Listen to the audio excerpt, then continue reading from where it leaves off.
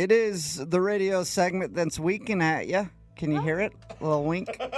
Laser Stories, the segment where we read weird news stories from around the globe, just like everybody else does, except we have a laser, and those other idiots don't. This first laser story is out of Georgia. A 31-year-old woman named Tara Marie Solem was so desperate for a discount at Chick-fil-A that she resorted to the unthinkable.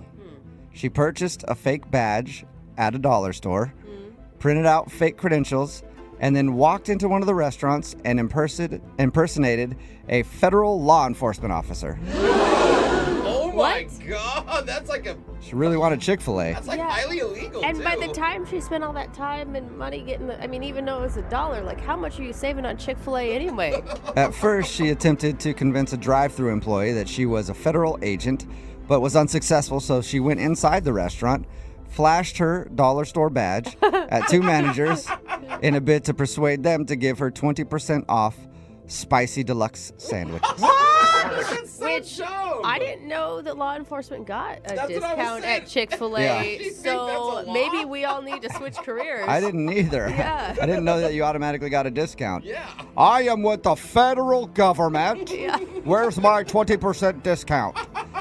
When the employees asked why she was not in uniform, Tara said, quote, "I'm working undercover, and if I was wearing a uniform, it would blow my cover and possibly get me killed. Okay. Which is why I need 20% off of this chicken sandwich." It's literally, like, if she spends $2, it's literally $2 that she's saving.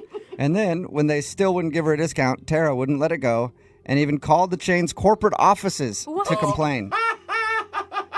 She was in character. That's it. I'm calling in for backup. Yep, that's right. now. I'm going to go straight to the top with this. After a few minutes of getting stuck in Chick-fil-A corporate voicemail, Tara got frustrated and cursed in front of the customers, including the kids. The situation grew so heated that employees eventually called the real police, and Tara was arrested for impersonating an officer. Would have been amazing if at the end she actually was undercover Like, officer. whoa, whoa. Yeah. Commissioner, we're so sorry. This next laser story is out of Cheshire, England. Steph and Paul Unwin got married last year, and they were excited when they got their wedding photos back until they looked through them.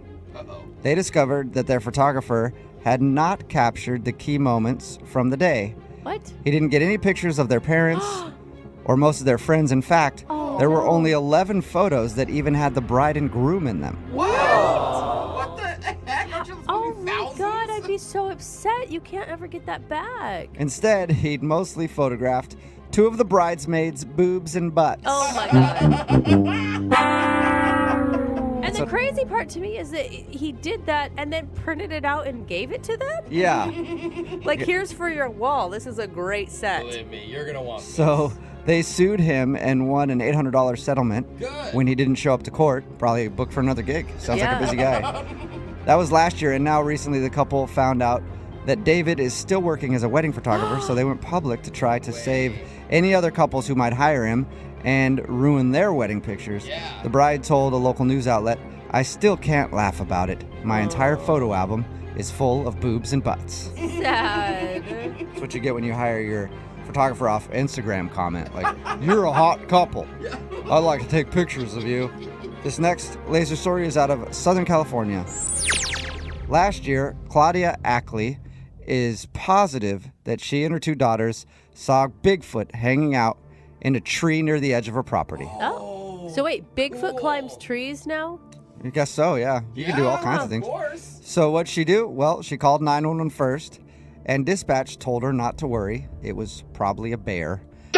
I would worry more. Then she called several state authorities to report the sighting, and she got the same response. It was a bear. Really? Yeah. As a result, Claudia recently sued the state What? for failing to recognize Sasquatch as a distinct species.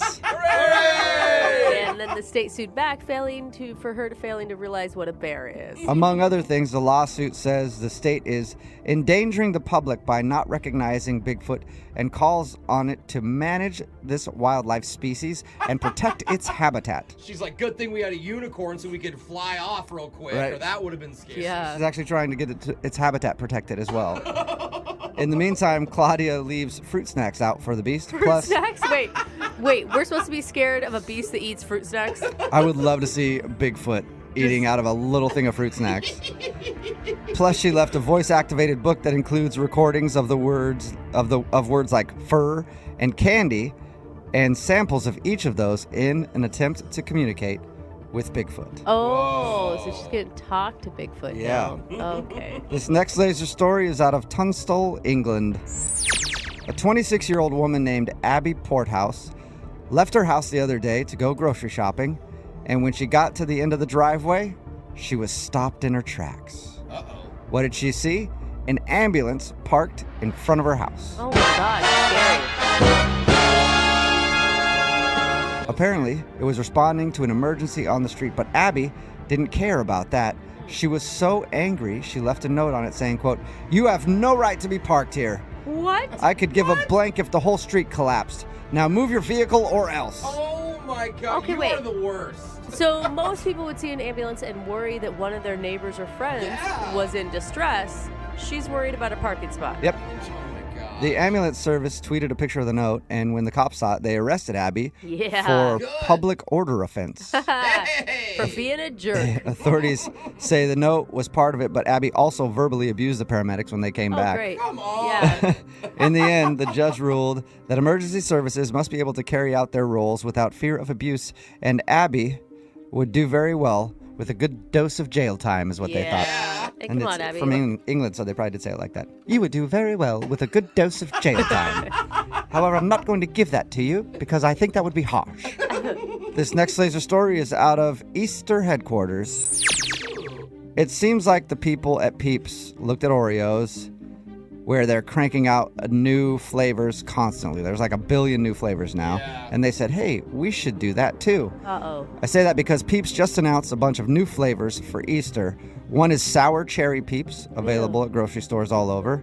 Another new flavor of Peep is lemon sherbet dipped in fudge. Creamy. Oh. Okay, I'm not opposed to it.